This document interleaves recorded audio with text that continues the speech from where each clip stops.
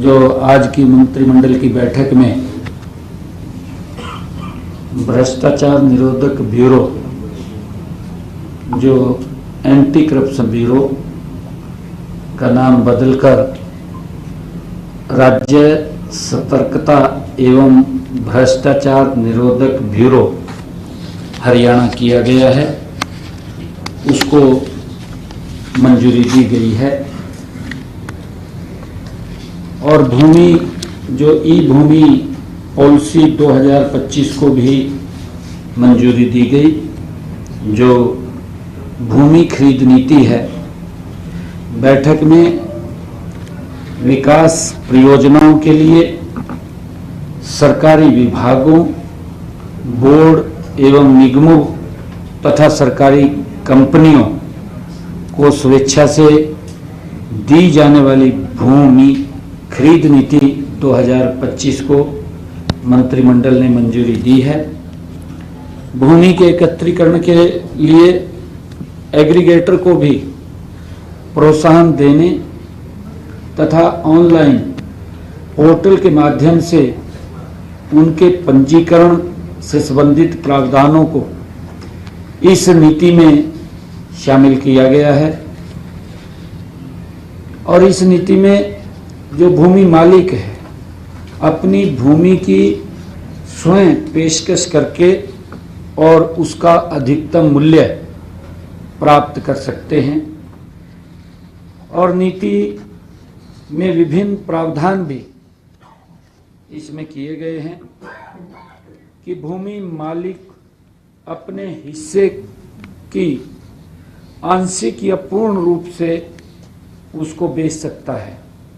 अगर छोटा भाग भी उसका बेचना चाहे तो वो भी बेच सकता है, जिसका पहले की नीति में प्रावधान नहीं था।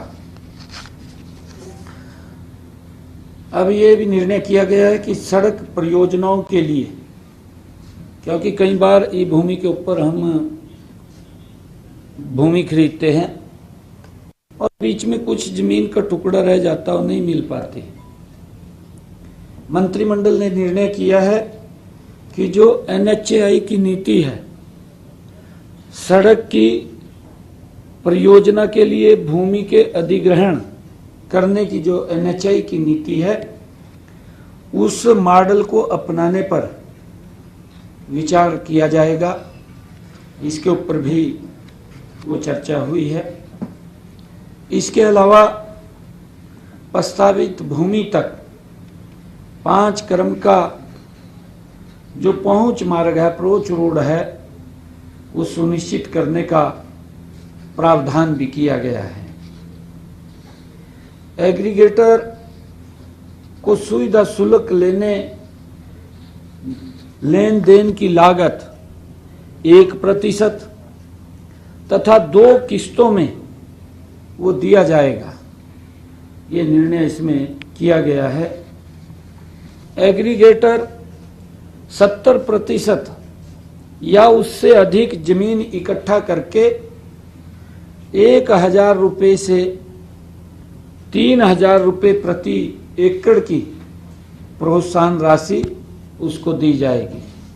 अगर एग्रीगेटर, जैसे हमने IMT के लिए कहीं भूमि लेनी है, तो लगभग उस भूमि का अगर 100 एकड़ लेनी है या 500 एकड़ लेनी है, 1,000 एकड़ लेनी है, तो उसका लगभग 70% भूमि वो उसके ऊपर पोर्टल पे लगवाएगा और उसको 1% का 3,000 रुपये प्रति एकड़ उसको दिया जाएगा।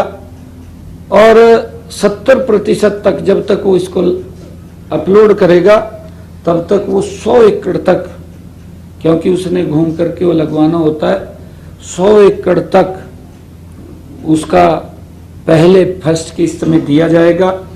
और बाकी जब उसका व्यक्ति के साथ वो सिरे चढ़ेगा तो पूरा उसका पैसा उसको दिया जाएगा।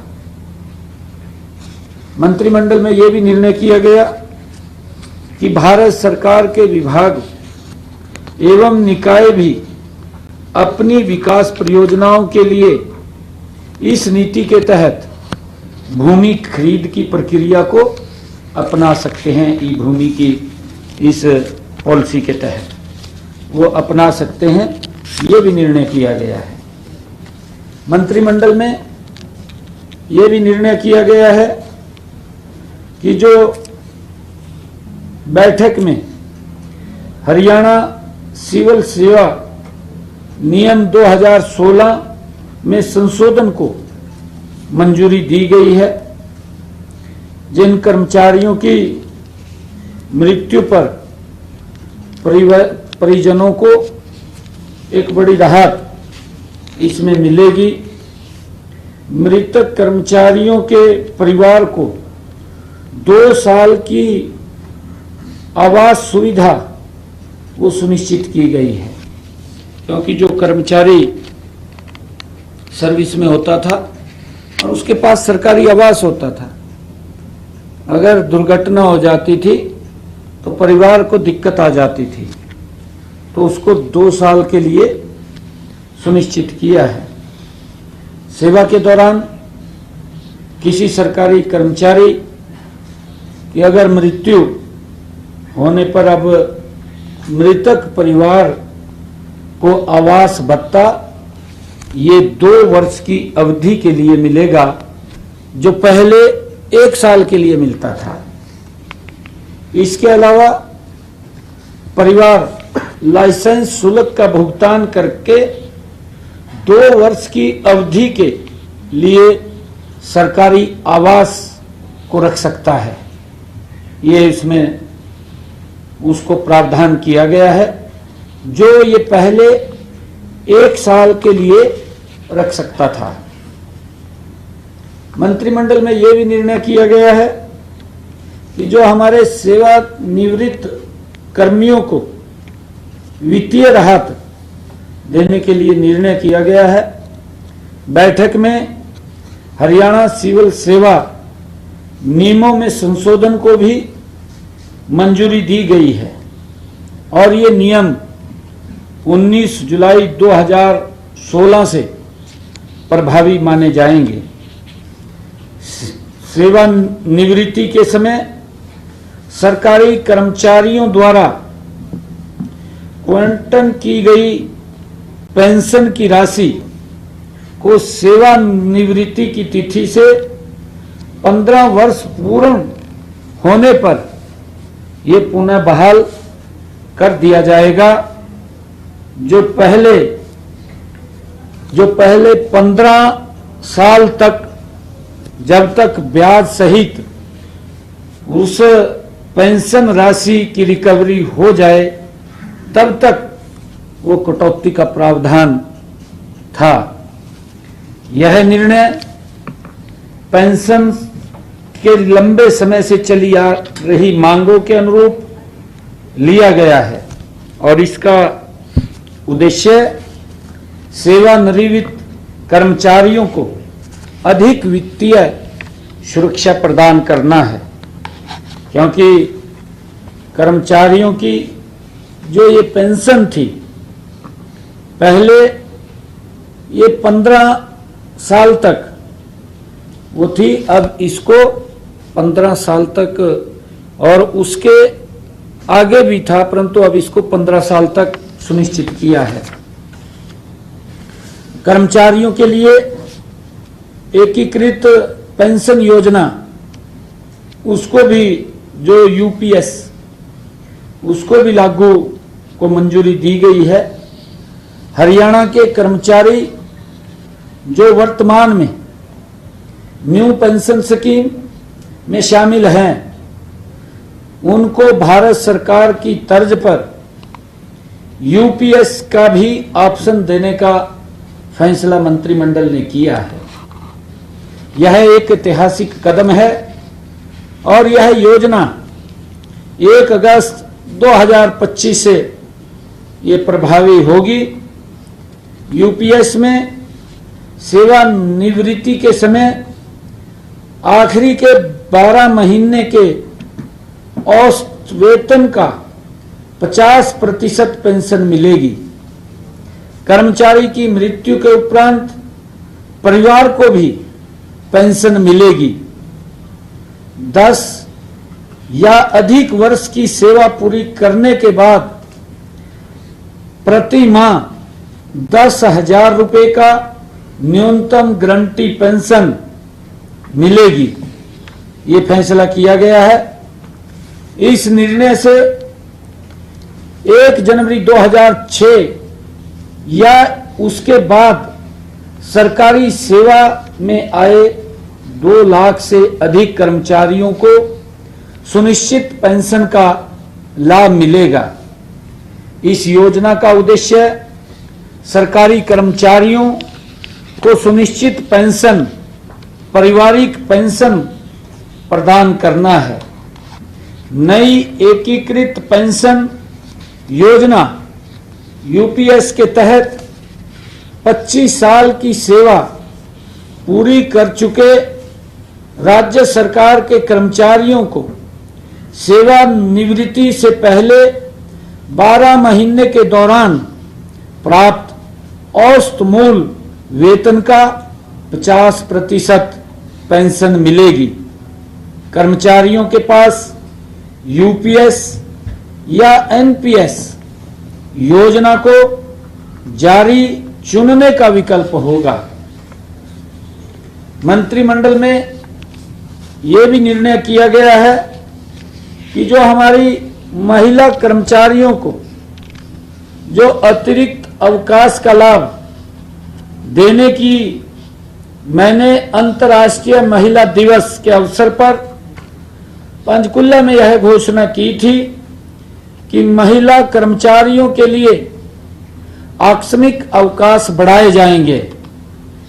इस संबंध में भी आज मंत्रिमंडल की बैठक में सरकारी विभागों, बोर्डों, निगमों में कार्यरत नियमित महिलाओं कर्मचारियों को अतिरिक्त आकस्मिक अवकाश प्रदान करने के लिए हरियाणा सिविल सेवा नियमों में संशोधन को मंत्रिमंडल ने मंजूरी दी गई है। अब सभी नियमित महिला कर्मचारियों को वर्ष में पहले 20 अवकाश मिलते थे, अब उनको 25 आकस्मिक अवकाश मिलेंगे। ये निर्णय किया गया है।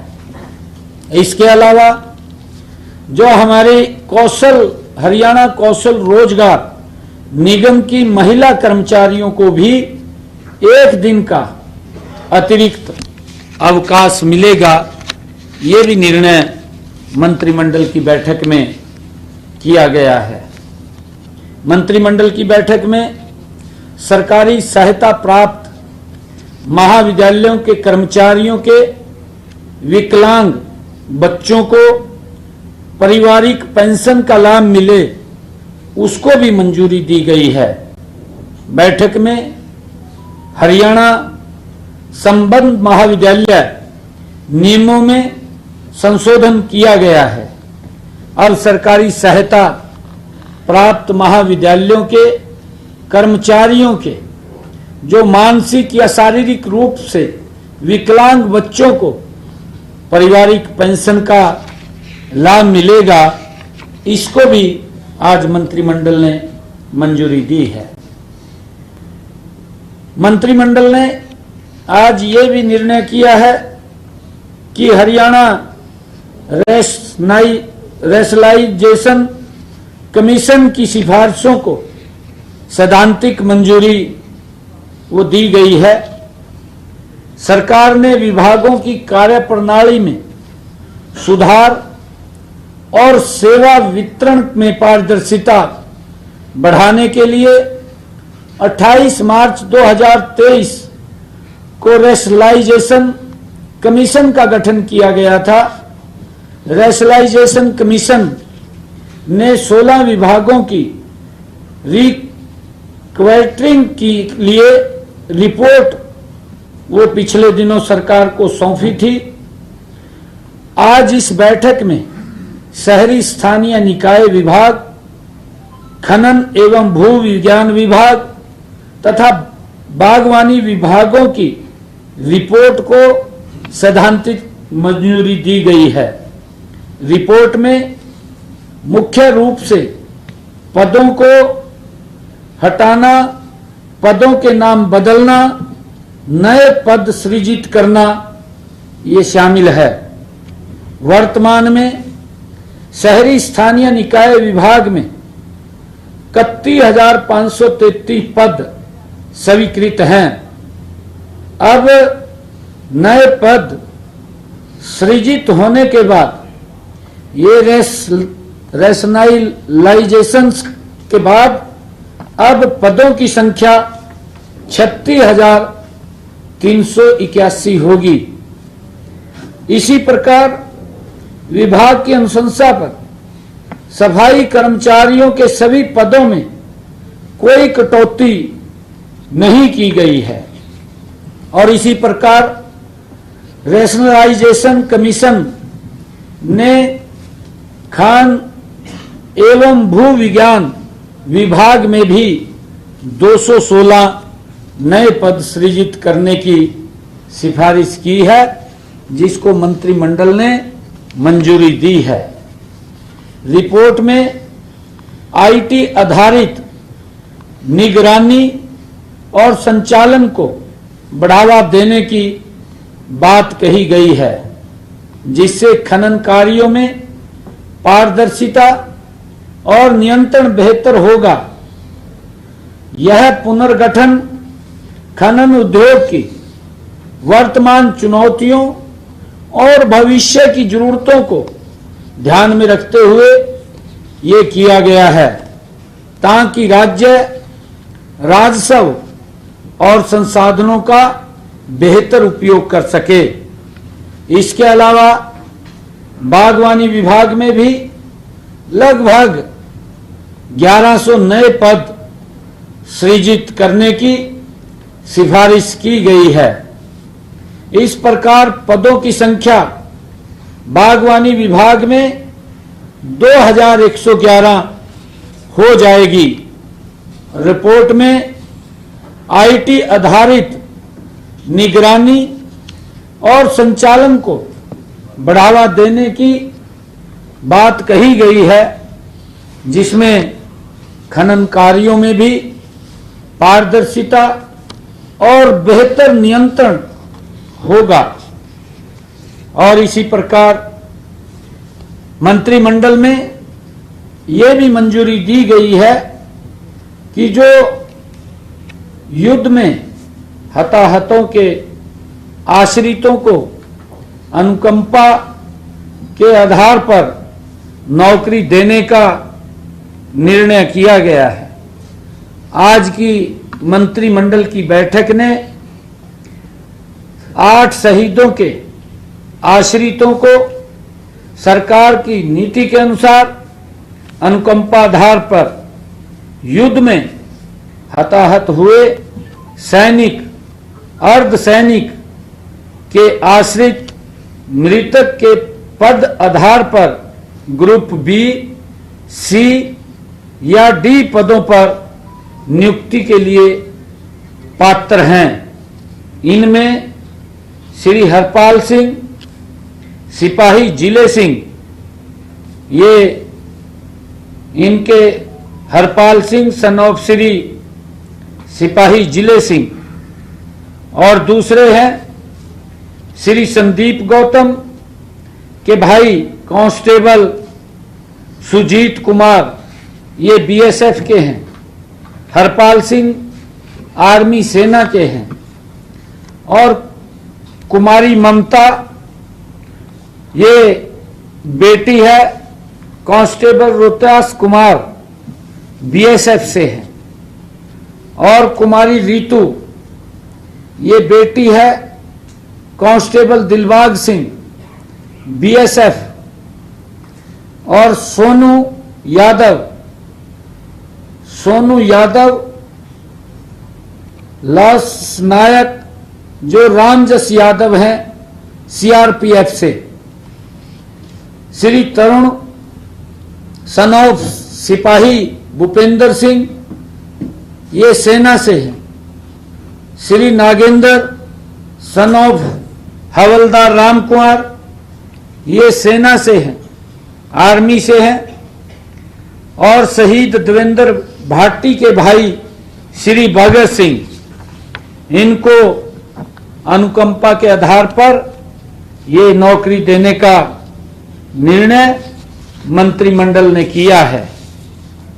और मंत्रिमंडल ने ये भी फैसला किया है कि कन्या महाविद्यालय खरखौदा का उसको टेक ओवर किया गया है, उसका अधिग्रहण किया गया है और प्रबंधन की लगातार मांग तथा लगातार शिक्षा विभाग की 5 सदस्यीय विभागीय समिति की अनुशंसा पर यह निर्णय किया गया और मंत्रिमंडल में इसको आज मंजूरी दी गई है।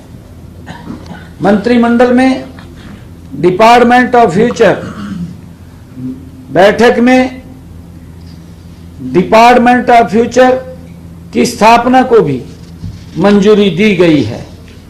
इस विभाग की स्थापना का उद्देश्य हरियाणा को भविष्य समर्थ बनाना है, जिसका जिक्र मैंने अपने बजट भाषण में भी किया था।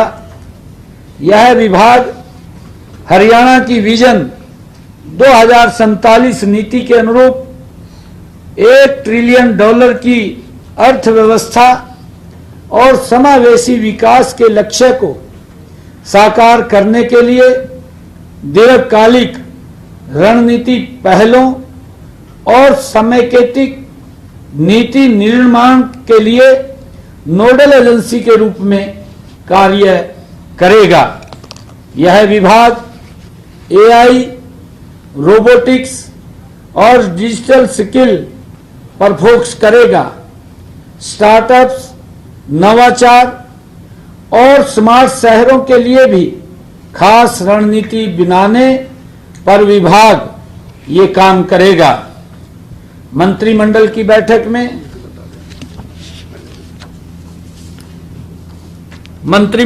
बैठक में हमारी सरकार ने ये जो अपने संकल्प पत्र में भी कहा था कि युद्ध में जो शहीद हुए हैं, ऐसे शहीद होने वाले सैनिक तथा अर्धसैनिक बलों के बच्चों को 6ठी से 12वीं कक्षा तक बच्चों को हमने कहा था कि उनको 60,000 रुपये हम स्कॉलरशिप देंगे और स्नातक को 72,000 रुपये और स्नातकोत्तर को 96,000 रुपये वार्षिक छात्रवृत्ति प्रदान करने का हमने अपने संकल्प पत्र में जिक्र किया था। हमने कहा था कि हम इसको पूरा करेंगे।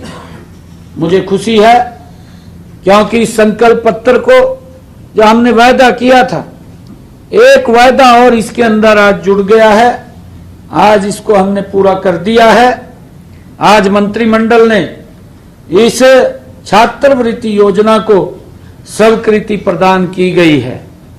पहले ये छात्रवृत्ति जो हमारे सेना के शहीद सैनिक थे, उनके बच्चों को ये मिलती थी और उनके बच्चों को अगर हम 2006-07 में ये पूर्व सैनिकों के बच्चों को जो तकनीकी व व्यावसायिक उच्च शिक्षा के लिए प्रधानमंत्री छात्रवृत्ति योजना ये आरंभ की गई थी, जिसमें लड़कों को 2,000 रुपये तथा लड़कियों को 2,250 रुपये प्रति माह छात्रवृत्ति ये 2006-07 के अंदर मिलती थी जब ये लागू की गई, जिसे 2019-20 में बढ़ा करके 2,500 रुपये और 3,000 रुपये ये प्रति महीना इसको कर दिया गया था। और हरियाणा सरकार ने शहीद सैनिकों के साथ साथ मैंने जो बताया है कि पहले इस योजना का लाभ जो हमारे सेना के आर्मी के जवान जो शहीद हो जाते थे उनके बच्चों को मिलता था, परंतु अब अर्धसैनिकों के बच्चों को भी इसमें शामिल किया गया है कि जो हमारे अर्धसैनिक बलों के जो शहीद हो जाते हैं जवान, उनके बच्चों को भी इस ऐतिहासिक छात्रवृत्ति योजना के साथ उनको जोड़ा गया है।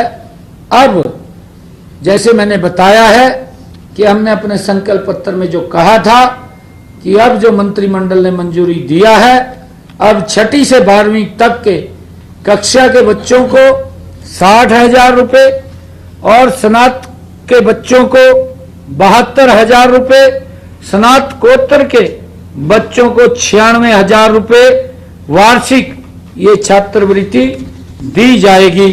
ये निर्णय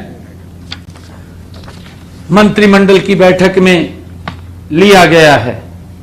मंत्रिमंडल की बैठक में यह भी निर्णय लिया गया है कि खनन एवं भू विज्ञान विभाग के नियम 2012 में संशोधन को भी मंजूरी दी गई है, क्योंकि जब हम देखते हैं कि संशोधन के तहत किसानों को दिए जाने वाले मुआवजा और रेट की प्रक्रिया को सरल किया गया है। अब मंत्रिमंडल में इस बात की भी चर्चा की गई कि स्टोन और सैंड की रॉयल्टी को बढ़ाया जाए। जब हम अपने पड़ोसी राज्यों को देखते हैं, चाहे पंजाब है, हिमाचल है, उत्तर प्रदेश है, उत्तराखंड है, उस एवज में यहां पर रॉयल्टी स्टोन की पहले 45 रुपये थी, अब उसको बढ़ा करके 100 रुपये करने का निर्णय किया गया है। जबकि जो सैंड की रॉयल्टी थी वो पहले 40 रुपये थी, अब उसको बढ़ा करके 80 रुपये किया गया है। इसके अतिरिक्त मंत्रिमंडल ने यह भी निर्णय किया है कि अन्य राज्यों से जो माल हमारे हरियाणा के अंदर आता है, जो अंतर्राज्य खनिज के परिवहन के लिए 100 रुपये प्रति टन शुल्क उनसे लेने की मंजूरी दी गई है कि अगर दूसरे राज्य, चाहे राजस्थान हो, पंजाब हो, चाहे हिमाचल हो या उत्तर प्रदेश हो, वहां से जो ये खनिज का सामान सैंड है, बजरी है, स्टोन है, अगर वो दूसरे राज्यों से हरियाणा के अंदर आता है तो उनसे 100 रुपये प्रति टन शुल्क लिया जाएगा। इसको भी मंजूरी दी गई है। जैसा मैंने बताया है कि आज मंत्रिमंडल ने जो 33 एजेंडे आज रखे गए थे, उनमें से 32 एजेंडे आज स्वीकृत किए गए हैं, एक एजेंडा डेफर किया गया है। और ये जो कार्य किए हैं, इनमें सभी कार्यों में मंत्रिमंडल ने उसको मंजूरी दी है। सर, एक डिसीजन लेना था, एससीएस अधिकारी अश्विनी कुमार को जब रिटायर करना था, जिनके खिलाफ भ्रष्टाचार के आरोप भी लगे थे, वो भी एजेंडा जो है वो कैबिनेट में रखा जाना था, उस पर भी कोई डिसीजन हुआ है? हाँ, उसको डिसीजन हुआ है, उसको परमानेंट रिटायरमेंट के लिए भेजा है।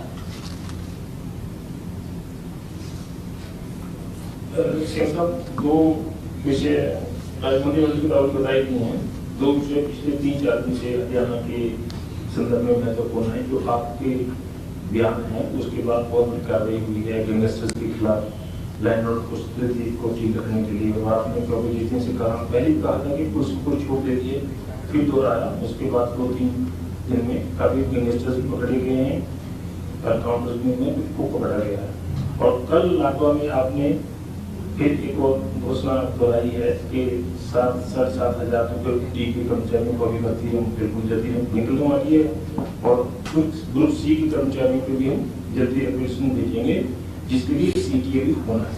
तो उसकी डेट वगैरह तय तो इन दोनों को बहुत बड़ी विषय दोनों अलग संदर्भ में है। तो इसमें अभी नहीं, विभागों की उसके अंदर कार्रवाई चल रही है। जैसे अभी मैंने कहा है कि विभागों का जो रेशनलाइजेशन हो रहा है उसके तहत पोस्टें बढ़ रही हैं, और कई ऐसे विषय भी हैं विभागों के अंदर, क्योंकि बहुत सारे लंबे समय से जब ये चल रहा है उसमें कई जो विषय हैं उनकी आवश्यकता नहीं है, कई नए विषय जोड़ने की आवश्यकता है आज के समय के अंदर, और उसके तहत उसके ऊपर काम चल रहा है।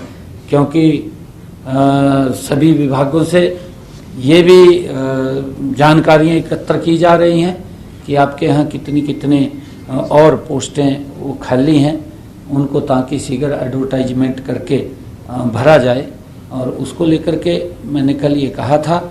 और 7500 नई और ग्रुप डी की जल्दी ही हम और ज्वाइनिंग कराएंगे। नहीं, देखिए, लॉ एंड ऑर्डर को लेकर के हमने पहले भी कहा था कि हमारी सरकार हर व्यक्ति को सुरक्षा देना वो हमारी सरकार का दायित्व है, और उसको लेकर के हमारी पुलिस तत्परता से काम कर रही है। मैं पुलिस की जो कार्रवाई है उन सबको पूरी उनकी प्रशंसा करता हूं कि लॉ एंड ऑर्डर को लेकर के वो बिल्कुल भी कोई किसी प्रकार की कोताही नहीं बरत रहे, और कोई गलत करता है तो उसके लिए वो गलत होता है। ठेकों की बोली नहीं हो रही थी, वो अब कोई आई? नहीं, ऐसा नहीं है, बोली नहीं हो रही थी, क्योंकि ये विषय खाली इसका नहीं है, उसके पीछे कई और भी कारण हो सकते हैं, और वो धीरे धीरे करके आ रहे हैं। और वो पिछला भी रिकॉर्ड ऐसा रहा है, क्योंकि कुछ ठेके पहले फर्स्ट लॉट में आ जाते हैं, फिर सेकंड में भी आते हैं, थर्ड में भी आते हैं, फोर्थ में भी आते हैं, लगातार जब तक वो लॉटमेंट नहीं होती तो उसकी प्रक्रिया चलती रहती है।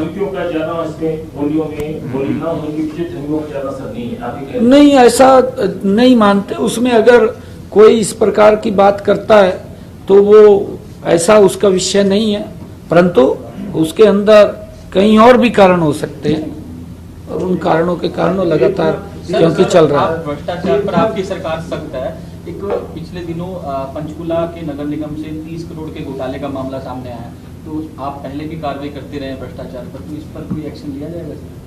नहीं, बिल्कुल जांच कराई जाएगी अगर आपने कहा है, और जांच करा करके कार्रवाई होगी, ऐसा नहीं है, बिल्कुल जांच कराई जाएगी। 13,48,000 अभ्यर्थियों ने सीटी के लिए रजिस्ट्रेशन किया। कुछ अभ्यर्थी ऐसे हैं जिनका ये कहना था कि सरल पोर्टल समय से नहीं चला, ओटीपी कभी नहीं आया, तो कभी वेबसाइट नहीं चली। इस वजह से जो बीसी बीएससी वर्ग के जो लोग हैं वो अभ्यर्थी वो अपना सर्टिफिकेट नहीं बना पाए।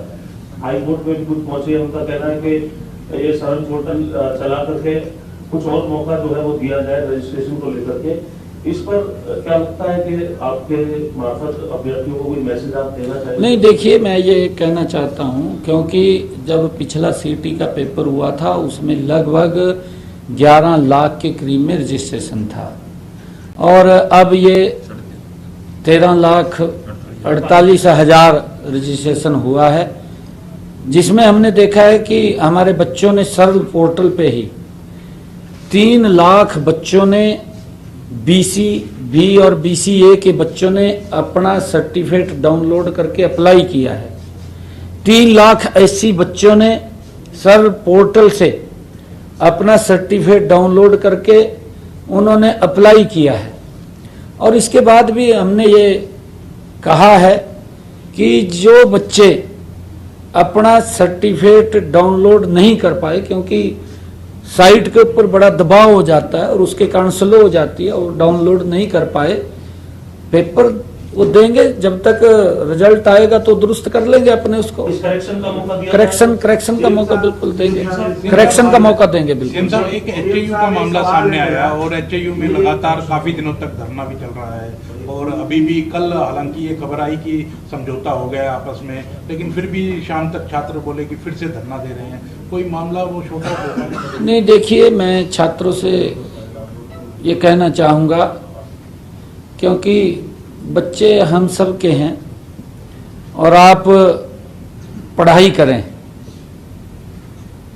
इस राजनीतिक दलदल से ऊपर उठिए। जब आप पढ़ाई कर लेंगे तो राजनीति में आ जाइए, कोई विषय नहीं है। क्योंकि ये तो हम तो बोलते भी हैं कि जितना युवा राजनीति में आए अच्छा है, क्योंकि पढ़ाई का समय है उनका। और मैं राजनीतिक दलों से भी कहना चाहूँगा कि हमारे बच्चे हैं वो, आप इसके ऊपर राजनीति मत करिए, इससे दूर रहिए।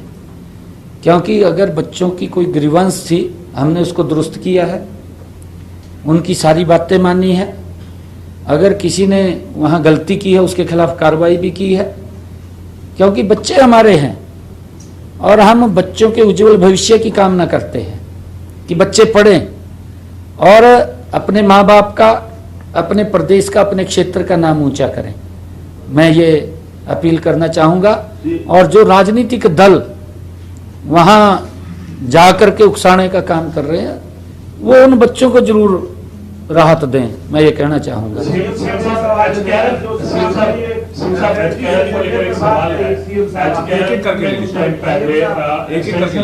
तमाम कर्मचारी के माध्यम से काम कर रहे थे, उनको कुछ एक्सटेंशन दी गई थी, वो एक्सटेंशन अब पूरी होने को समय आ गया। क्या उनको दोबारा से एक्सटेंशन दी जाएगी या फिर उनको रिलीव किया जाएगा सर?